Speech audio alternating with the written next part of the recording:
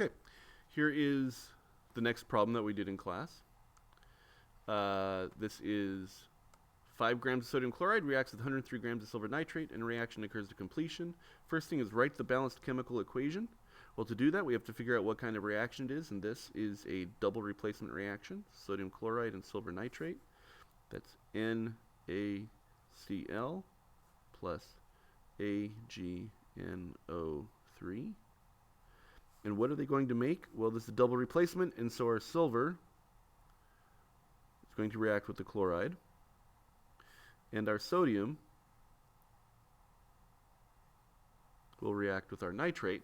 And because all of these are single charges, +1, -1, +1, and -1, then they just do a straight swap, and we don't have any subscripts that we have to worry about. Making sure that we're maintaining our NO3, that nitrate is still NO3. Okay, so then how many grams of the sodium product are produced? Well, our first one is we find our mole ratio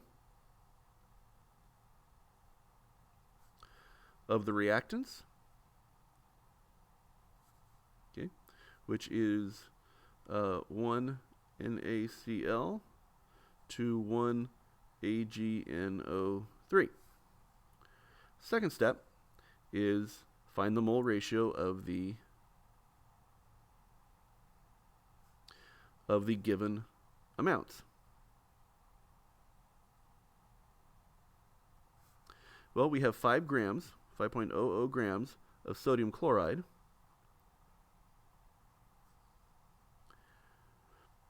And we know that sodium is 23.0 and chloride is 35.5. And so we get 58.5 grams per mole of NaCl.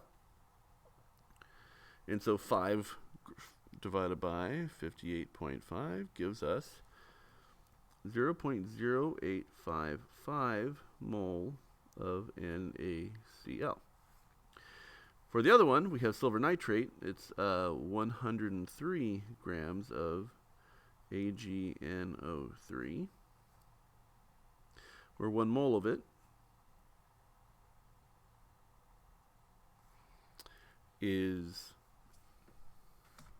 I had this figured out earlier, 1 mole of AgNO3 is 170 grams of AgNO3, and that's going to equal 103 divided by 170 equals 0.606 mole of AgNO3.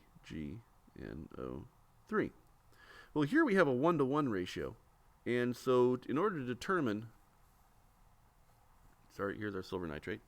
In order to determine which one of them is our limiting reactant, we discovered that NaCl over AgNO3, if we make this fraction here, this is the one that is less than the 1-to-1 ratio. And so we have, and so that makes this one the limiting reactant.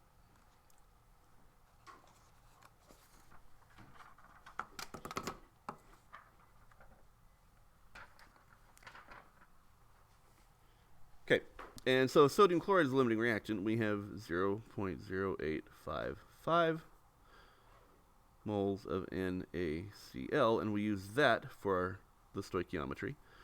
And so we have 1 mole of NaCl to 1 mole of NaNO3, and 1 mole of NaNO3 has a mass of 85.0 grams.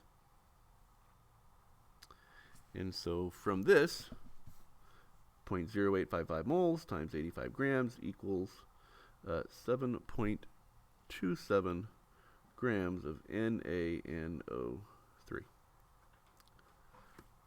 And that is our That is how many grams of our sodium product should be produced. Now from here, you should be able to determine how many grams of silver nitrate are left over, because if we're only going to use 0.0855 moles of it, then we're going to take that, we're going to subtract that from 0.606, and then multiply that by our molar mass to figure out how much is left. All right, so that is the second problem that we did today in class, and we'll see you guys next time.